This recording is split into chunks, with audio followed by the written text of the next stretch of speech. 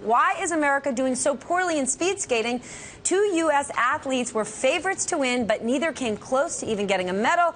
And a story in the Wall Street Journal says a design flaw in their Under Armour racing suits may be to blame. I'm not sure if that's the case, so I want to bring in Under Armour's founder, Kevin Plank. Kevin, thank you for joining me this morning.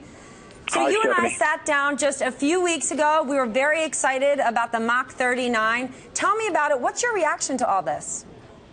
Well, I think beginning with our mission is to make athletes just a little bit better and give them an edge, whatever they're competing in, and particularly in this case for our speed skating athletes on the ice. And so, we're sitting in, there's a bit of a head scratcher where I think the team isn't performing as well as any of us hope to.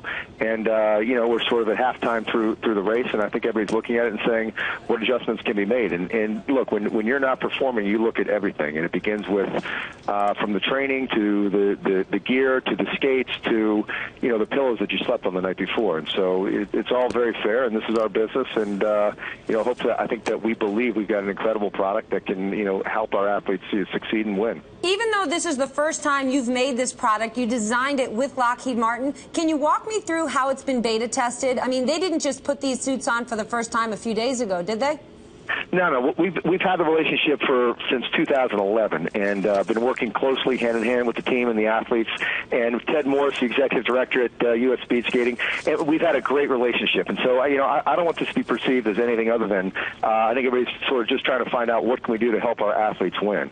And we've tested, and on this project in particular, we worked directly with Lockheed Martin, had everything from computational fluid dynamic modeling and wind tunnel testing to get these things built. And so we've built not just one suit, but we've built multiple suits for the athletes out there. So this isn't a question of, it's trying to find, I think, the right mix. And, we've got a full team that's on the ground in Sochi right now that's making modifications and adjustments, which is completely typical for what you do at this type of level of high-speed performance athletics. And so, this is part of the game, and we're making tweaks right now with our team on the ground, and we're going to put our athletes in the best position to win and bring home gold. I'd like you to explain that a little more. It's not abnormal for mid-games teams there to be adjusting how the uniform is put together, because when I read it saying, well, they're adding a flap, they're taking off a flap, I'm thinking that's late to the party. Am I mistaken?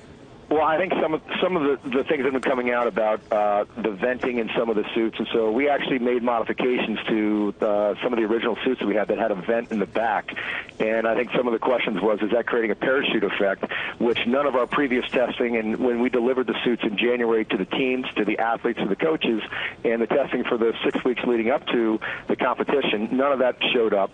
So then there was a question, so we actually had our team on the ground adjust and take the venting out and close the venting. And, we did that for the women's and the 1,000, and you have the, two top ranked people in the world, and they finished 1 and 2, end up finishing 7th and 8th. And so you're just, again, sitting here scratching your head saying, what can we do to get advantages? So we're still over there. We're making modifications and adjusting and, putting our athletes in the best position to win. Kevin, there are 6 events left.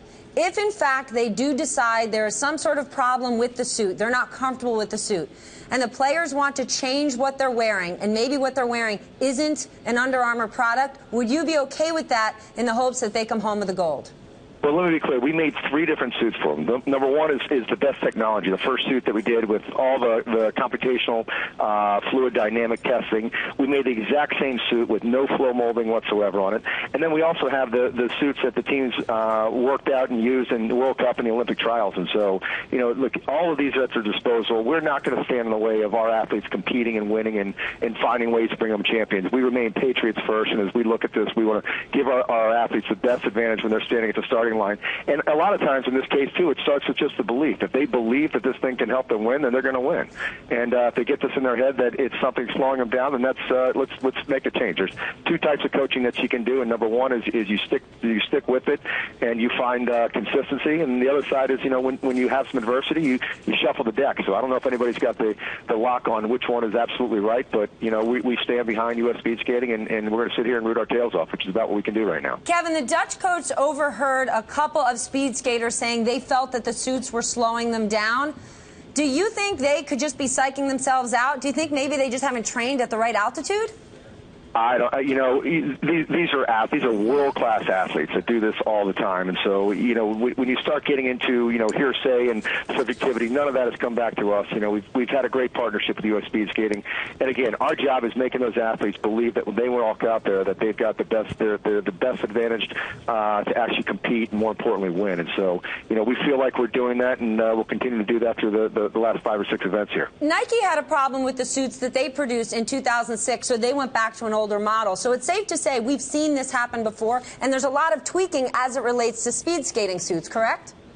Look, we're focused on 2014. We're focused on Sochi and making sure that again they've got every advantage. And so, like I said, we've got a full team that's been on the ground, in Sochi since before the games, that is completely set up to make modifications, adjustments, fit tweaks and other things that we can do. They have 3 multiple suits that they can wear, ones that have everything that is that we came up with Lockheed and our own design team, our own innovation team, as well as things that are much more basic and a lot more in line with what they've worn in the past. And so the team and U.S. Speed Skating is going to have to make some decisions there, and we stand firmly behind them and whatever they choose to do. Kevin, your plan was never to sell on the heels of this a ton of speed skating suits, but you're under a lot of pressure to grow internationally. Even though your footprint in the U.S. is extraordinary, it's definitely rocked Nike. Internationally, it hasn't.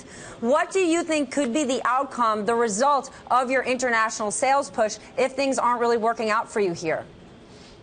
Look, this is one that we look at and say it's a great marketing platform for us to tell our stories about, our own competency and our expertise in making, the world's fastest product. And so, look, while we look here is that this race is far from over. I think everyone should take a deep breath and let's see how everything turns out. But we've got a big push in global. We're going to grow, and I don't see a real parallel between what's happening right now and what's happening with Under Armour in a global scene. So there's a lot more to come from both of them, and especially a lot more to come from U.S. Speed Skating. Kev, some people are saying this could be your Lululemon moment. What do you say to that? Oh my gosh! Come on. First of all, this is an Under Armour moment, and frankly, we don't get to choose when you get the lead, and so you're always going to have good days, and you'll have days that you'll face adversity, and so I wouldn't call this adversity yet. I'd say we're talking about the U.S. Speed Skating team. We're talking about them, having the ability to win. So look, there's still a lot more ice in front of us. So let's let the athletes get out there and see what happens. Is there any other Under Armour gear being worn by Olympic athletes right now who are winning medals, maybe not in speed skating? Well, we do the Canadian snowboard team. We've got the skeleton and the bobsled teams that are still out there. And you're coming off, we've outfitted bobsled for the last several Olympics, and they brought home gold with Steve Holcomb, in the driving the night train with the 4-man bobsled team. So there's a lot more athletes that'll be out there competing, and we're really excited.